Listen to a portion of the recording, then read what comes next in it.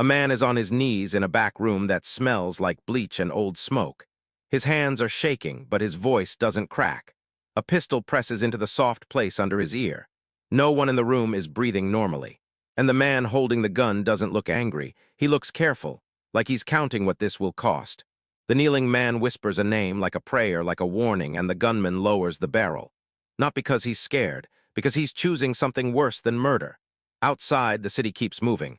Cars, neon, music leaking through brick. But in that room, one decision is about to rewrite a whole neighborhood's rules. If the man on his knees walks out alive, somebody else will pay for it later. Not in dollars, in bodies. Because there are organizations that can tolerate greed, even cruelty. But they cannot tolerate uncertainty. And mercy creates uncertainty, the kind that gets you hunted by people who don't miss twice. New York, mid-century. Harlem is a crown with too many hands reaching for it. Politicians, cops, street crews, bookmakers, dope men, and men in suits who never touch the product. Under all that noise is a code, not a romantic code. A working code designed to keep money flowing and funerals predictable. In Harlem, one man becomes known for something rare. He can be violent without being messy, feared without being reckless. They call him Bumpy, not because it's cute, because once you know the name, you learn to say it carefully. He has enemies on the street, loud ones, and enemies above the street, quiet ones. The quiet ones don't explode. They close. Bumpy survives by understanding one dangerous truth. Power isn't just what you can do, it's what you can stop yourself from doing. The gun is still there, the room is still watching. Somebody in the corner shifts their weight, impatient for an ending, because an ending makes things simple. The kneeling man is an enemy, that part is clear. What isn't clear is what kind of enemy he is. The kind you kill, or the kind you keep alive so you can use him like a key. Bumpy studies his face like a gambler studies cards. Not for the obvious, for the twitch that says, "I'll come back for you." The man on the floor says, "Do it, you already brought me here." A bluff, or dignity, or both. Bumpy exhales, then he does the one thing that makes the room go colder. He steps back, he takes the gun away, and he says almost softly, "Get out." Nobody moves, because in this world, letting an enemy live isn't kindness. It's an announcement. It says, "I decide what death means here," and the people who built their power on predictable deaths, they don't forgive announcements. Harlem power is fear, but syndicate power is control. Control of unions, docks. Gambling, police pressure. Headlines. Control requires clean arithmetic, clean problems, clean solutions. Kill a rival, the math is brutal but clear. Spare a rival, the math becomes unstable. Now everyone wonders, was there a deal? Was there a weakness? Was there an order from above? Or worse, does Bumpy think he's above orders? Word moves fast in Harlem. But it doesn't stay in Harlem. It slides downtown, into clubs with no windows, into back offices where the air is always still, into the ears of men who don't like surprises. Men who treat mercy like a disease. The spared enemy doesn't walk out grateful. He walks out humiliated. Humiliation is a seed that grows best in the dark. He steps into the street and feels the eyes. Feels the story forming already. Bumpy could have killed you. He didn't. That story doesn't make him sound lucky. It makes him sound owned. And the only way to stop being owned in a place like this is to do something loud enough to cover the shame. So he starts talking. Sideways at first. Friends of friends, men who smile while they listen, then sell what they heard. Soon the right people hear what they shouldn't have to hear. Bumpy Johnson allowed an enemy to live, not because he had to, because he wanted to. Harlem is valuable. Not because it's romantic, because it's a machine. Numbers runners moving cash, nightclubs washing profit. A community that distrusts police enough to stay quiet until it doesn't. The Mafia doesn't need to love Harlem. They just need Harlem to be predictable. Bumpy's usefulness is that he can keep Harlem calm and still make money.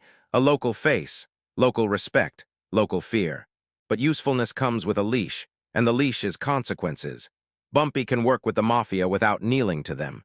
That balance is delicate. Then he spares a man he was supposed to erase. From their view, it looks like one of two things. Bumpy is getting sentimental, or Bumpy is sending a signal that he makes independent policy. Independent policy is contagious. If one man decides who lives, other men start deciding too. Then there isn't an organization, just personalities with guns. So the question turns quiet and immediate. Do you punish him now? Or wait and see if he corrects himself? Waiting is risky. Punishing him loudly is risky too. Harlem has eyes. Harlem has memory. Bumpy isn't just feared. He's known. Known in a way that makes him hard to replace. So they do what controlled people do when they're angry. They don't explode. They plan. Before the hit comes, there are tests. A business deal that suddenly tightens. A shipment that arrives short. A gambling operation that gets pressured by cops at the perfect time. Not random. Measuring, checking whether Bumpy will bend. Whether he'll apologize without saying the word. Whether he'll return to the old math, problem in, corpse out. Bumpy responds with composure. He pays what must be paid. He threatens where threats work. He gives nothing away emotionally. But he doesn't fix the one thing they actually care about. He doesn't put the spared man in the ground. Because to Bumpy, that isn't restoring order. That's admitting someone else owns his choices. And there's another reason he doesn't say out loud. Sometimes killing a man creates a martyr. Sometimes letting him live creates a warning that lasts longer than a grave. Bumpy is playing the long game. The Mafia is playing the eternal game. Those games don't share a board for long. The spared man realizes something sickening. He didn't survive because he was strong. He survived because he was allowed. He can't enter rooms without feeling the story crawl across his skin. Men laugh a little too hard around him. Even his own people treat him like a symbol of someone else's dominance. He wants to hit back, not with a fist, with a narrative, so he offers information. Little pieces at first, then bigger pieces, names. Places, times, not always straight to the cops. To anyone who can turn information into leverage. In New York, leverage has two final forms, money or death. He wants Bumpy to feel what he felt on the floor, powerless. A message reaches Bumpy through the grapevine, not a threat, a comment almost casual. People don't like loose ends. No signature, no time or place. But Bumpy understands language. He hears the real meaning. You made a choice that wasn't yours to make. Fix it or we will. Bumpy doesn't panic. He tightens his circle. He tests his own men, who repeats what he says.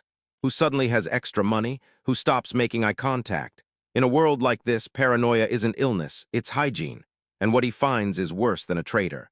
He finds uncertainty. The kind that tells you betrayal has already started. You just haven't seen the face yet. One night, a car slows down too smoothly near a familiar corner. Too clean, too patient. Inside, silhouettes, no yelling. No drama, just intent. Bumpy is supposed to be there, leaving a spot, stepping into streetlight, becoming a target. But he isn't. A delay, a different exit. A conversation held 30 seconds longer. The car keeps moving like it never wanted anything. But the message lands anyway. They are willing. They are close. And they are not impulsive. Bumpy doesn't call it luck. He calls it information. Somebody thought they knew his schedule, which means somebody did. Bumpy's power is a balance. He protects Harlem from certain predators by becoming a predator with rules. He keeps chaos from spilling too far by controlling where the chaos goes. But restraint makes enemies in both directions. To the street, it looks like arrogance. Who are you to decide who dies and who doesn't? To the syndicate, it looks like insubordination. Who are you to rewrite policy with your feelings? And the spared man is still alive, still moving, still talking. A walking contradiction. Proof that Bumpy can be defied and survive. That's what the Mafia can't allow to solidify. If Harlem sees Bumpy spare an enemy and nothing happens to Bumpy, Harlem starts believing in a new kind of independence. Belief topples systems, so the pressure increases, not loud, administrative. Business dries up in one place and opens somewhere else. Calls stop getting returned. An ally becomes busy. A favor becomes complicated. It feels like the city is quietly turning its shoulders away from him. Like the room is emptying without saying goodbye. Eventually, there's a meeting. Not a mansion, a plain room with plain furniture, men who don't need introductions. The air tells you who has permission to speak. Bumpy listens. He hears the soft version of a hard command. There are rules to this arrangement. Harlem can be yours to manage, not yours to redefine. One of them says, loose ends bring heat. Heat means cops. Heat means headlines. Heat means politicians pretending to care. Bumpy understands the logic. He refuses the conclusion. If he kills the man now, it won't be justice. It will be compliance, and Bumpy has never survived by being compliant. He answers with something that isn't a threat, it's a boundary. The room doesn't like boundaries, the room likes obedience. The conversation ends politely, which is how you know it went badly. The spared enemy makes his move, not with a gun, with a phone call, then another. Then a meeting where he smiles too much. He sells himself as useful, access, names, soft spots. He tries to trade humiliation for protection, but protection has a price.